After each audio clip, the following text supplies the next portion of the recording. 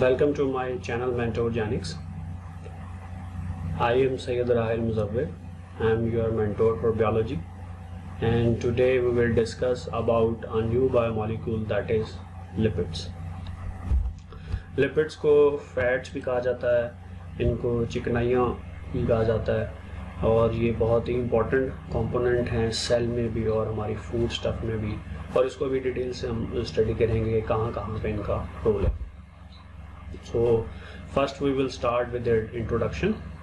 So these are heterogeneous group of compounds related to fatty acids. यानी कि ऐसे compounds हैं जो homogeneous नहीं है. Homogeneous means के इनके अंदर कोई सिंगल टाइप का यूनिट सब यूनिट नहीं है, इसमें डिफरेंट टाइप्स के सब यूनिट्स इन्वॉल्व हैं, और इनमें ज़्यादातर जो स्ट्रक्चर इन्वॉल्व होगा वो फैटी एसिड्स हैं. अभी हम टाइप्स पढ़ेंगे, क्लासिफिकेशन पढ़ेंगे लिपिड्स की, उसमें ज़्यादातर जो लिपिड्स हैं उनमें फैटी एसिड्स मौजूद हैं. तो पहले तो इनके फीचर्स में सबसे पहले कि इनमें क्या क्या शामिल है. इनमें फैट्स हैं, ऑयल्स हैं, वैक्सीज हैं, कोलेस्ट्रोल हम पढ़ते हैं कि हम कहा जाता है कि बॉडी में कोलेस्ट्रोल का लेवल बढ़ गया, तो एक्चुअली उस कोलेस्ट्रोल का ताल्लुक इस लिपिड से है. वैक्स, मोमबत्ती आप समझ लें, मोमबत्ती जिसको हम कहते हैं वो इस ग्रुप से ताल्लुक रखती है. फिर ऑयल, वेजिटेबल ऑयल जो हम यूज़ करते हैं, घी जो हम यूज़ करते हैं कुकिंग वगैरह में, उस सब का ताल्लुक इससे है. Second, these are hydrophobic compounds. Now this word is composed of two words. Hydro comes from water and phobic comes from fear. So ये ऐसे molecules हैं जो कि water के साथ miscible नहीं हैं, mix नहीं होते.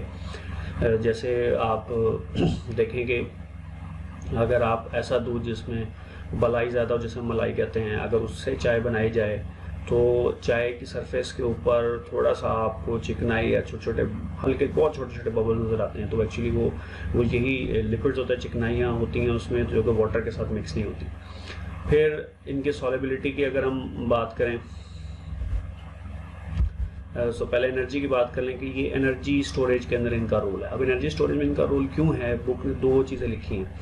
नंबर 1, एक तो इसमें कार्बन हाइड्रोजन बॉन्ड्स की रेशो ज़्यादा है, और हम पहले पढ़ चुके हैं कि जो कार्बन हाइड्रोजन बॉन्ड्स हैं वो पोटेंशियल सोर्स है एनर्जी का, एनर्जी को स्टोर करते हैं. और दूसरा, इसमें ऑक्सीजन की प्रोपोर्शन कम है तो इनकी ऑक्सीडेशन भी कम होती है. उसके बाद जो सॉलिबिलिटी इनकी दो चीज़ों में हम पढ़ेंगे कि generally these are insoluble in water but they are soluble in organic solvents जैसे कि ईथर, अल्कोहल और क्लोरोफॉर्म में. और आप ये देख सकते हैं कि एक डायग्राम है जिसमें सॉलिबिलिटी टेस्ट इसको नाम दिया गया है कि वाटर के अंदर जब आप इसको मिक्स करेंगे तो ये वाटर के सरफेस पे रहेगा, इसका मतलब ये है कि टेस्ट नेगेटिव है. लेकिन जब आप इसे किसी नॉन पोलर सॉल्वेंट जैसे कि अल्कोहल, क्लोरोफॉर्म के अंदर इसको ऐड करेंगे तो ये इजीली उसके साथ मिक्स हो जाता है. तो ये प्रॉपर्टीज़ हैं. फिर ये क्लासिफिकेशन, इसकी जो क्लासेस बुक ने मेंशन की हैं वो 6 हैं, लेकिन उसमें से 4 को डिटेल में बुक ने स्टडी किया हुआ है. नंबर 1 है जी एसाइल ग्लिसरोल्स. ये हमारी फूड का सबसे इम्पोर्टेंट कंपोनेंट है. उसके बाद है जी वैक्सेस, स्फिंगोलिपिड्स, मेम्ब्रेन में इनका रोल है. फॉस्फोलिपिड्स, ये भी मेम्ब्रेन से रिलेटेड है. टर्पिनाइड्स, ये भी काफ़ी बड़ा ग्रुप है लिपिड्स का जिसमें कोलेस्ट्रॉल वगैरह आते हैं. ग्लाइकोलिपिड्स, ये कॉन्जुगेटेड मॉलिक्यूल्स हैं जो कि हम पहले पढ़ चुके हैं. सो नंबर 1 क्लास है जी acyl glycerol. So what is acyl glycerol? These are esters of fatty acids and alcohol. और अल्कोहल कौन से? ग्लिसरॉल. ग्लिसरॉल को हम बोलते हैं पॉलीओल, जिसमें 3 या 3 से ज़्यादा हाइड्रोक्सिल ग्रुप मौजूद हो. तो एस्टर बॉन्ड जब बनता है जब कोई एसिड और अल्कोहल आपस में कंबाइन करते हैं तो जो रिजल्टेंट कंपाउंड बनता है उसको बोलते हैं एस्टर, और जो बॉन्ड बनता है उसको बोलते हैं एस्टर बॉन्ड. जो एसाइल ग्लिसरॉल है ये हमारी फूड का इम्पॉर्टेंट पार्ट है. जो हम ग्लूकोज खाते हैं जो ज़्यादा हो जाता है उसे ग्लाइकोजन की फॉर्म में स्टोर कर लिया जाता है, और जो उससे भी ज़्यादा हो जाए तो फिर उसको इस एसाइल ग्लिसरॉल की फॉर्म के अंदर स्टोर किया जाता है. फिर इसकी टाइप्स कह सकते हैं आप, मोनोसाइल ग्लिसरॉल है, डाइसाइल ग्लिसरॉल है और ट्राइसाइल ग्लिसरॉल है जिसको न्यूट्रल लिपिड या ट्राइग्लिसराइड्स भी कहा जाता है. अब यहाँ पे सिंपल एक फॉर्मूला है कि ये एसिड है and it is combining with alcohol. ये एसिड या अल्कोहल दोनों आपस में कंबाइन कर रहे हैं, और यहाँ पर रिएक्शन होगा, डिहाइड्रेशन सिंथेसिस का कंडेंसेशन होगी, और फिर क्या होगा जी कि एक एसाइल ग्लिसरॉल प्रिपेयर हो जाएगा, साथ ही एक वाटर का मॉलिक्यूल इसमें से रिलीज हो जाता है. सो अब हम यहाँ पे देखते हैं कि एक ट्राइसाइल ग्लिसराइड कैसे बनता है actually. So this is a glycerol. इसमें 3 कार्बन है और उसमें 3 हाइड्रोक्सिल ग्रुप हैं, और यहाँ पे 3 फैटी एसिड्स हैं. अगर एक फैटी एसिड हो और ग्लिसरॉल से कंबाइन करे तो वो बनेगा मोनोएसाइल ग्लिसरॉल। अगर दो फैटी एसिड्स हों और वो ग्लिसरॉल से कंबाइन करें तो वो बनेगा डाइसाइल ग्लिसरॉल।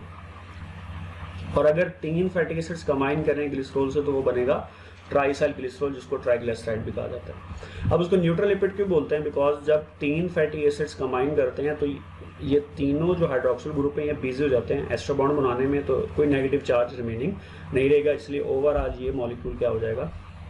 न्यूट्रल। सो एंजाइम इसके अंदर इन्वॉल्व है, 3 वाटर मॉलिक्यूल्स कंज्यूम होंगे और ये जो स्ट्रक्चर बनेगा ये कहलाता है ट्राइग्लिसराइड या ट्राइसाइल ग्लिसरॉल। सो इसका जो मेन कंपोनेंट है वो फैटी एसिड्स हैं। So what are fatty acids? Fatty acids are compounds containing even number of carbon atoms. अब वो कार्बन एटम्स की तादाद क्या है? 2 to 30, यानी कि इवन नंबर से मुराद ये 2 होंगे, 4 होंगे, 6 होंगे, 8 होंगे, 3, 5, 7 नहीं हो सकते। और किस फॉर्म में? In a straight chain attach with hydrogen and an acidic group known as carboxyl. तो इसके कुछ फीचर्स हैं कि फैटी एसिड्स की जो सॉल्युबिलिटी इन वाटर वो डिक्रीज करती है जैसे जैसे कार्बन नंबर इंक्रीज करते रहेंगे। जो छोटे कार्बन के, कम कार्बन के फैटी एसिड्स हैं वो वाटर में सॉल्युबलाइज हो जाते हैं ड्यू टू कार्बोक्सिल ग्रुप, लेकिन जैसे जैसे कार्बन नंबर बढ़ता जाएगा हाइड्रोफोबिक कंपाउंड उसके अंदर ऐड होते जाएंगे, चेंज ऐड होती जाएंगे, तो उसकी सॉल्युबिलिटी कम होती जाएगी। फिर है जिसकी सॉल्युबिलिटी इन ऑर्गेनिक सॉल्वेंट्स, ईथर, क्लोरोफॉर्म वगैरह में, that increases with increase in carbon atoms. ज़ाहिर है ऑर्गेनिक सॉल्वेंट्स में भी ऑर्गेनिक मटेरियल है, उसमें भी हाइड्रोकार्बन्स हैं और आप मज़ीद हाइड्रोकार्बन ऐड कर रहे हैं तो वो इजीली आपस में सॉल्युबलाइज हो जाते हैं।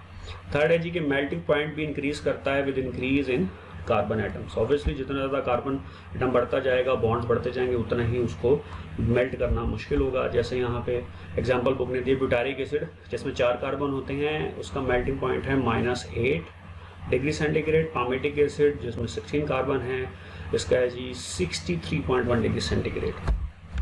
Number 4 feature is fats and oils are lighter than water. पानी से हल्के होते हैं और इनकी स्पेसिफिक ग्रेविटी है 0.8। Now what is specific gravity? इसको रिलेटिव डेंसिटी भी कहते हैं।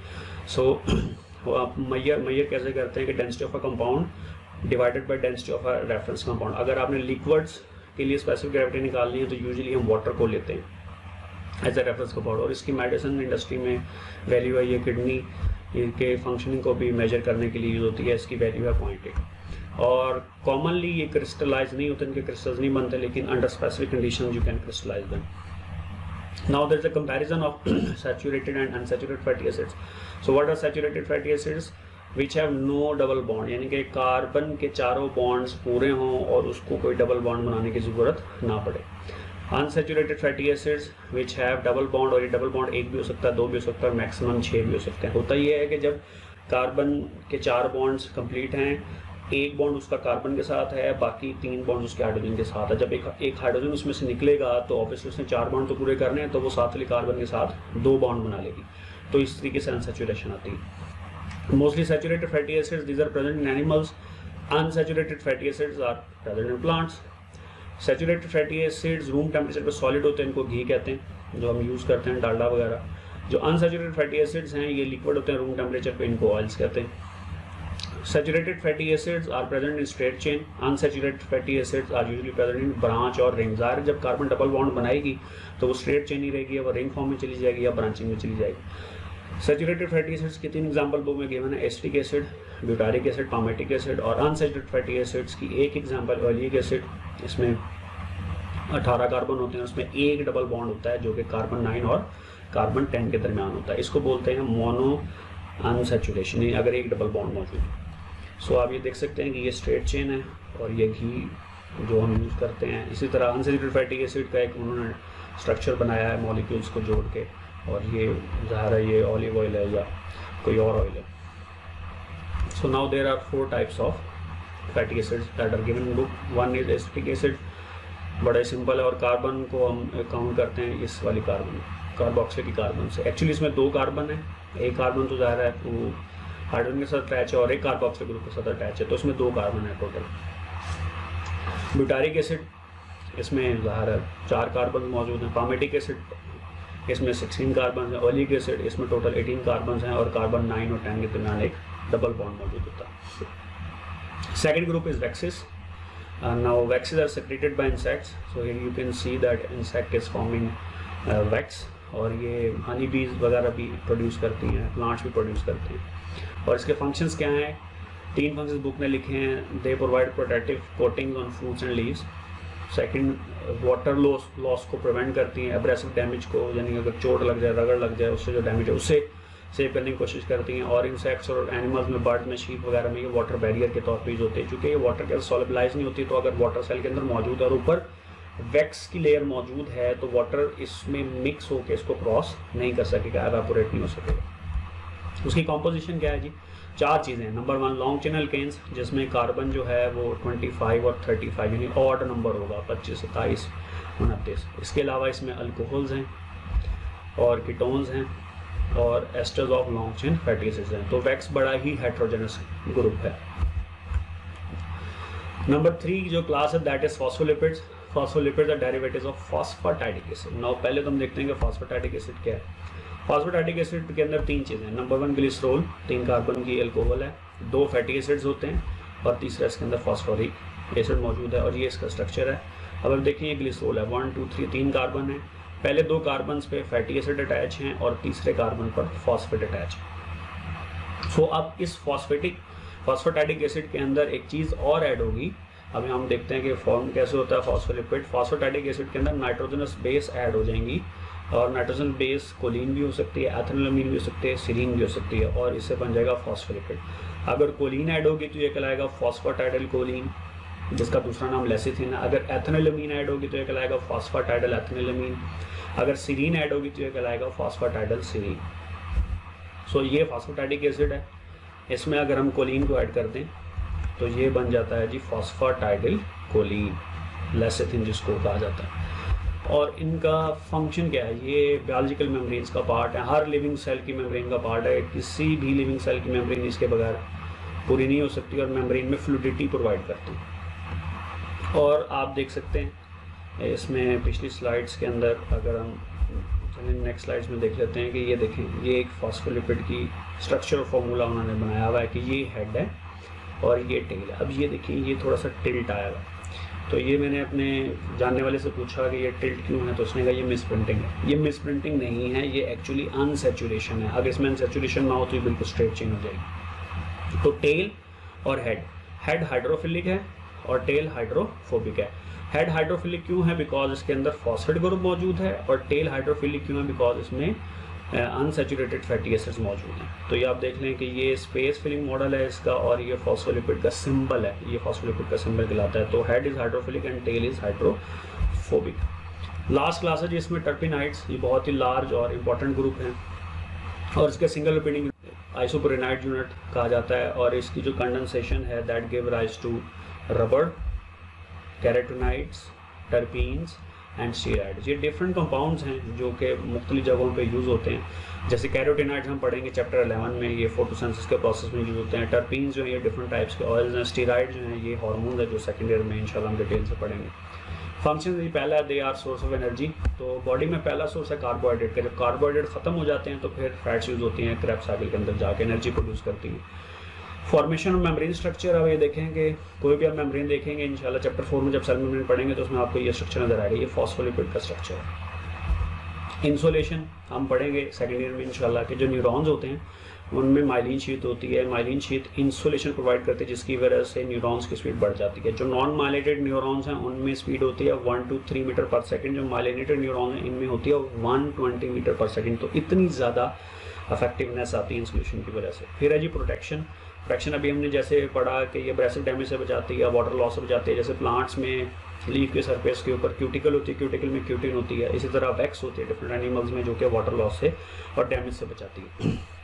कुछ इंटरेस्टिंग फैक्ट्स हैं कि लिपिड्स को ब्रेक करने का अगर एंजाइम्स डिफेक्ट ना हो, उनका डिफेक्ट हो, बाय बर्थ डिफेक्ट हो तो उससे कुछ डिजीज़ होती हैं। एक तो आप पढ़ेंगे चैप्टर 4 में टे-सेक्स डिजीज़ और दूसरी है नेम एंड प्लेक डिजीज़, ये हमारी बुक में मेंशन नहीं है। फिर इसके अलावा कुछ कंपाउंड होते हैं फैटी एसिड के डेरिवेटिव, इनको बोलते हैं इकोसोनाइड्स। ये क्या हैं जी? These are paracrine hormones. और पैराक्राइन हार्मोन्स क्या होते हैं कि जहाँ से निकलते हैं सेल से उसकी विसिनिटी में, उसके नेबरहुड में एक्ट करते हैं और इनके बहुत सारे फंक्शन हैं जैसे इन्फ्लेमेशन में, फीवर में और डिफरेंट फंक्शन हैं। तो ये इंटरेस्टिंग फैक्ट्स हैं लिपिड से रिलेटेड। फिर पास पेपर के क्वेश्चन आप देख सकते हैं The heterogeneous group of compounds related to fatty acid is called, obviously answer lipid है. Phosphatidylcholine is one of the common phospholipid, इसका आंसर है. The melting point of palmitic acid is Charlie 63.1 degree centigrade. और फिर short question है, what are ester compounds, give example. Second है, what do you know about vaccine. Different boards में आए हैं. दो क्वेश्चन है क्रिटिकल थिंकिंग है, you have to search it. Number 1 is what is the role of sphingolipids in human body. Sphingolipids को classification में मैंने मेंशन किया, लेकिन हमने डिटेल नहीं पढ़ी, तो आप इसका फंक्शन सर्च करें, चूंकि बुक ने नहीं इसको मेंशन किया. Second, name the enzymes that are involve in formation and hydrolysis of triacylglycerol. कोई ना कोई एंजाइम तो ऐसा है ना जिनको बनाता है या इनको ब्रेक करता है, ये भी सर्च करें. फिर क्वेश्चन है, अटेम्प्ट करें. पहला है, it is not a part of phosphatic acid. तो ए बी सी डी में से क्या आंसर होगा. सेकंड है, class of lipid that is polymeric in nature. ये भी हम अभी पढ़ चुके हैं. फिर जी, most heterogeneous compound among lipids, ये भी मैं आपको डिटेल इसकी पढ़ा चुका हूँ.